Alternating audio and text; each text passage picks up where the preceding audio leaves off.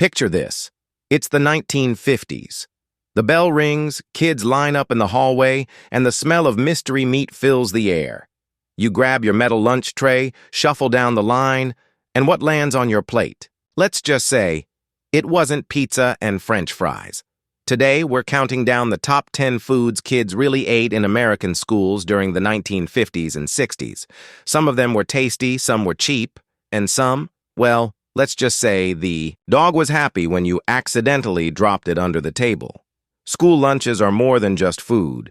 They tell us about the time period, the culture, and what families valued. After World War II, America wanted kids to grow strong and healthy. The government promoted nutrition programs, schools partnered with farms, and cafeterias became mini-factories serving up fuel for the next generation. But here's the twist. What counted as healthy back then might shock you today. Casseroles, canned veggies, mystery meat.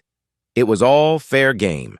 So grab your tray, keep your milk carton steady, and let's walk through the lunch line of the past. Kicking things off at number 10 is a messy favorite. The Sloopy Joe. Ground beef simmered in a sweet ketchup-y sauce, slapped onto a bun, and served piping hot. Cheap, filling, and easy to make in bulk. But here's the thing. Cafeteria versions weren't exactly gourmet. Sometimes the bun was soggy, sometimes the sauce was more water than tomato. Still, for a lot of kids, Sloppy Joe Day was the highlight of the week. Messy, yes, but delicious. At number 9, cream-chipped beef on toast. Kids called it SOS, the same nickname soldiers used during World War II. Dried beef, chopped into little pieces, swimming in a thick white gravy and poured over toast. It was salty, it was heavy, and let's be honest, it wasn't winning any beauty contests. But it was protein-packed, and schools loved it because it was cheap. For kids, though, it was a gamble. Some liked it. Others, they wished they'd packed a PB&J instead. Coming in at number 8, Tuna Noodle Casserole. Imagine egg noodles, canned tuna, cream of mushroom soup, all baked together with breadcrumbs or crushed potato chips on top. This was mid-century comfort food at its finest, or worst, depending on who you ask. Schools loved it because it could feed hundreds of kids with just a few cans of tuna. And hey, it was protein. But the smell? Let's just say, once Tuna Casserole Day hit the cafeteria, the whole building knew about it. At number 7, we've got the classic meatloaf with mashed potatoes. It was hearty, filling, and very much a taste of home for kids whose moms made the same thing at dinner. The problem? School meatloaf was often more mystery than meat. It was stretched with breadcrumbs, oats, and sometimes even soy. Add a scoop of instant mashed potatoes, and you had a meal that was more about keeping bellies full than making taste buds happy. Still, it was a staple on almost every menu. Number 6 might sound simple. The Bologna Sandwich. White bread, a slice of bologna, maybe a squirt of mustard, and boom, lunch. It was cheap, fast, and kids either loved it or hated it.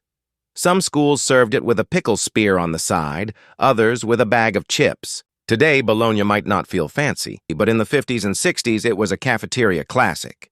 Sliding into number 5, American Goulash. This wasn't the fancy European version. Nope.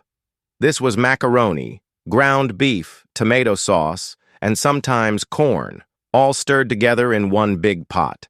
It was simple, hearty, and could be ladled out by the gallon. The beauty of goulash was that no two schools made it the same.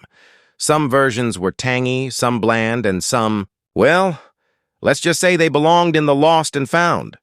Yes, you heard that right. At number 4, the peanut butter and mayonnaise sandwich.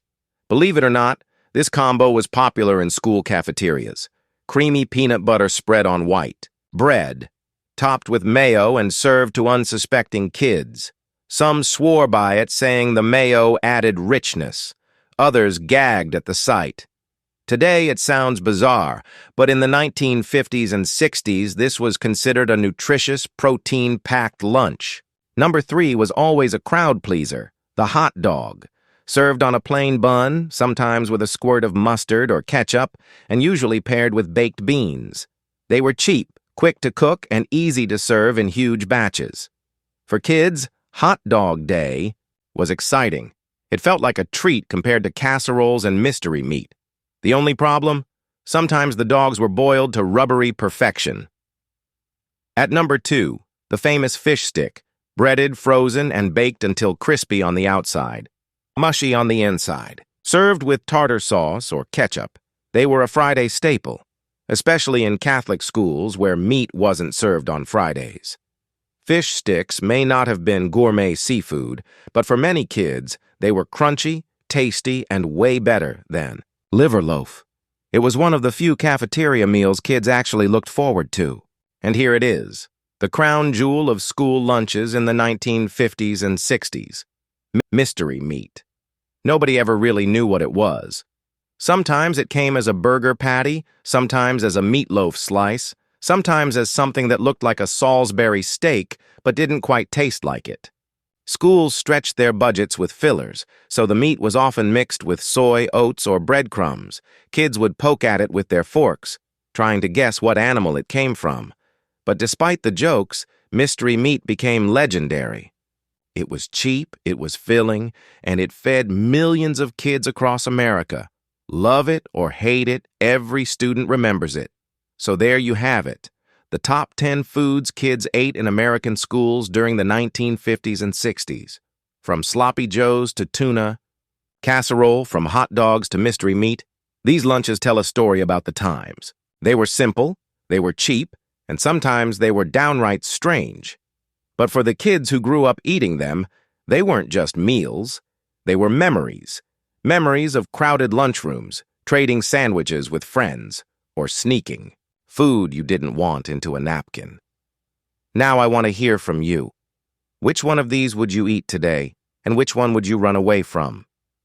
Drop your answer in the comments, and let's see which dish wins the battle of nostalgia. If you enjoyed this trip back in time, hit that like button, subscribe to the America We Forget, and share this video with someone who remembers these lunches. Because sometimes the past isn't just history, it's on our plates.